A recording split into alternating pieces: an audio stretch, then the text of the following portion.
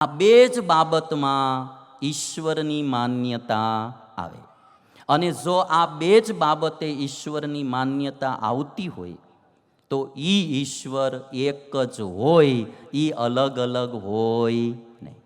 આ બ્રહ્માંડ બનાવનારો જુદો ઈશ્વરને, ઓલું બ્રહ્માંડ બનાવનારો જુદો ઈશ્વરને, પેલું બ્રહ્માંડ બનાવનારો જુદો ઈશ્વરને, ભારતના લોકોના કર્મફળ દેનારો જુદો, અમેરિકાના લોકોના કર્મફળ દેનારો જુદો, કૂતરાઓના કર્મફળ દેનારો જુદો, વાંદરાઓના કર્મફળ દેનારો જુદો. આવું હોય એવું તમને લાગે છે? તો મતલબ કે બધાના કર્મના ફળનો દેનારો એક ઈશ્વર છે અને અનંત કોટી બ્રહ્માંડ બનાવનારો એક ઈશ્વર છે. માટે વાત સિદ્ધ થઈ કે ઈશ્વર એક જ, ઈશ્વર એક છે. આપણે બધા હિન્દુઓએ ઈશ્વરના અવતાર અહીંયા અનેક થાય. ઈશ્વરી શક્તિ કોઈ કાર્ય પરત્વે આ દુનિયામાં અવતરે, જેને આપણે રામ, કૃષ્ણ, નૃસિંહ, સ્વામિનારાયણ કહીએ, એ અવતારો અનેક થાય. અને અહીંયા આવીને કંઈક ને કંઈક સામર્થ્ય વાપરે, ઐશ્વર્ય વાપરે. ઈશ્વરનું જે કર્તૃત્વપણું છે, સૃષ્ટિ સર્જનત્વ અને કર્મફળ પ્રદાતૃત્વ, આ બે લક્ષણ થોડા ઘણા અંશે અવતારોમાં પણ દેખાય, ત્યારે આપણે એને ઈશ્વર તરીકે માનીએ છીએ. પણ બધાનું મૂળ તત્વ એક જ છે, ઈશ્વર એક જ છે. આપણા બધાની પૃથ્વી એક છે, આપણા બધાનો સૂર્ય એક છે, આપણા બધાનો ચંદ્ર એક છે, આપણા બધાનો પ્રાણવાયુ ઓક્સિજન એક છે. તો આપણા બધાનો સર્જનહાર ઈશ્વર પણ એક જ છે. ટ્રકવાળા સમજ્યા, એ અમુક ધર્મગુરુ નો સમજ્યા.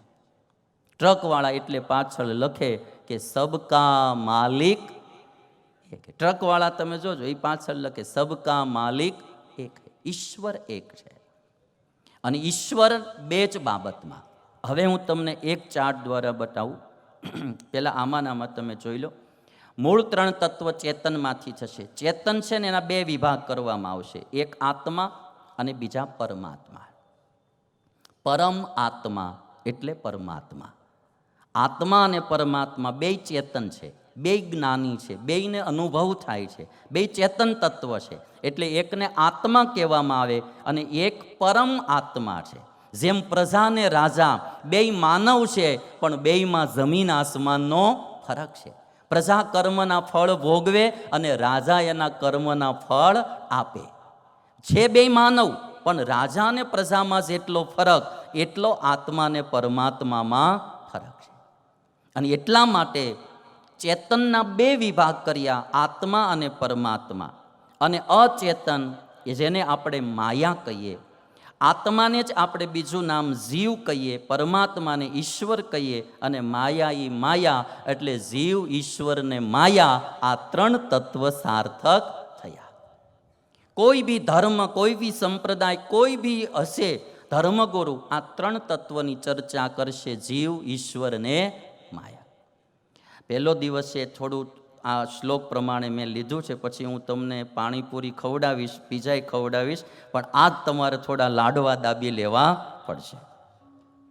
અને આ બહુ જરૂરી છે. હિન્દુઓ ભગવાનના નામે બાંધે છે, ભગવાનના નામે લડે છે. મારો ભગવાન, તારો ભગવાન, અમારો ભગવાન, તમારો ભગવાન, અમારો ભગવાન મોટો ને તમારો ભગવાન નાનો. ભજવામાં નથી પડ્યા, બાંધવામાં પડ્યા. એ ભજવા જેવું તત્વ છે, સ્મરણ કરવા જેવું તત્વ છે, એને રાજી કરવા જેવું તત્વ છે. મારા તારી કરવાનું તત્વ ઈશ્વર તત્વ નથી. અને એટલા માટે કોઈ બહુ એક સરસ વાત કીધી કે ઇસ કદર લોગ બટ ગયે હે, ઇસ કદર લોગ બટ ગયે હે, યદि खुदा आकर कहे कि मैं भगवान हूं तो पूछेंगे किसके. ખુદા આવીને એમ કહે ને કે હું ભગવાન છું, તો માણસો તો પૂછે કોના ભગવાન છો તમે.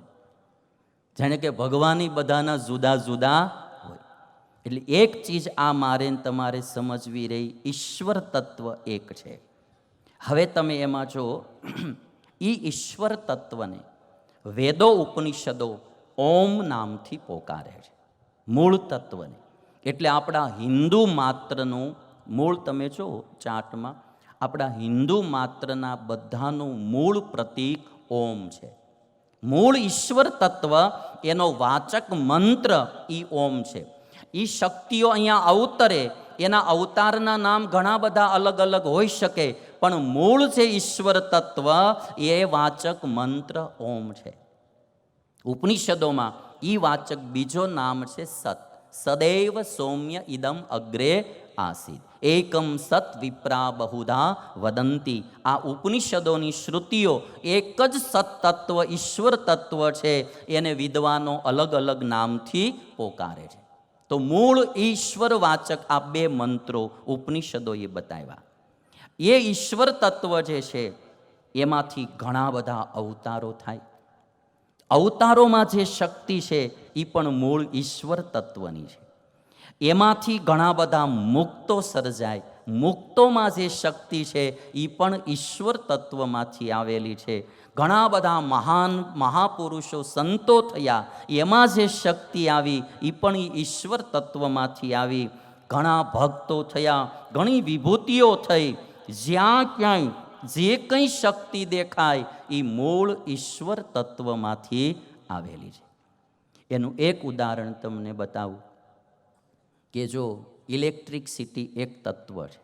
ઇલેક્ટ્રિસિટી આ બધા ફોક્સ દ્વારા બહાર આવી રહી છે તો પ્રકાશ પાથરે છે. માયક દ્વારા બહાર આવી ઇલેક્ટ્રિસિટીથી ચાલે છે તો અવાજ દૂર દૂર સુધી ફેંકે છે, કાર્ય અલગ કરે છે. તમારા પંખા કે એસી ચાલતું હોય ત્યાં ઇલેક્ટ્રિસિટી જ કામ કરતી હોય, પણ એ ઠંડી હવા કરવાનું કામ કરે છે. હીટર ચાલતું હોય ત્યાં ઇલેક્ટ્રિસિટી જ વપરાય, પણ એ ગરમી ઉત્પન્ન કરવાનું કામ કરે છે. મશીનો ચાલતા હોય તો મશીનો ચલાવવાનું કામ કરે. એક જ ઇલેક્ટ્રિસિટી અલગ અલગ શક્તિ પ્રમાણે બહાર આવે છે અને એના દ્વારા બધા કાર્યો થાય છે. એમ એક જ ઈશ્વર તત્વની શક્તિ અવતારો રૂપે, મુક્તો રૂપે, આચાર્યો રૂપે, મહાપુરુષો રૂપે આ દુનિયામાં અવતરે છે અને ઈશ્વરનું જ કાર્ય એના દ્વારા થાય છે. એટલે આદર બધાને આપો, બધા તત્વોને. જે કોઈ આચાર્યો હોય, મહાપુરુષો હોય, અવતારો હોય, આદર બધાને આપો. એણે એમાં કંઈક ઈશ્વરી તત્વ હતું અને એણે ઈશ્વરી કાર્ય કર્યું એટલે એને રેસ્પેક્ટ બધાને આપો. પણ યાદ રાખો કે બધાનું મૂળિયું એક છે.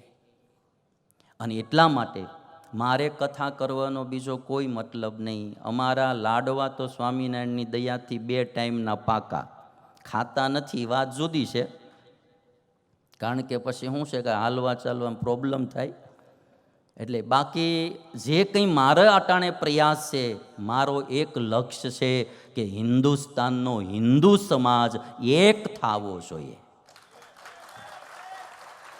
ઈશ્વરના નામે હિન્દુ સમાજ વિભાજિત ન થવો જોઈએ.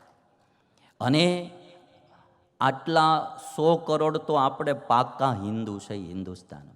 100 કરોડ હિન્દુઓ જો પાક્કા હિન્દુસ્તાની બને અને પાક્કા સનાતની વૈદિક સંસ્કૃતિને માનનારા બને તો આખા વિશ્વને સ્વર્ગ બનાવવાની તાકાત હિન્દુસ્તાનમાં છે ભાઈ, હિન્દુસ્તાનમાં છે.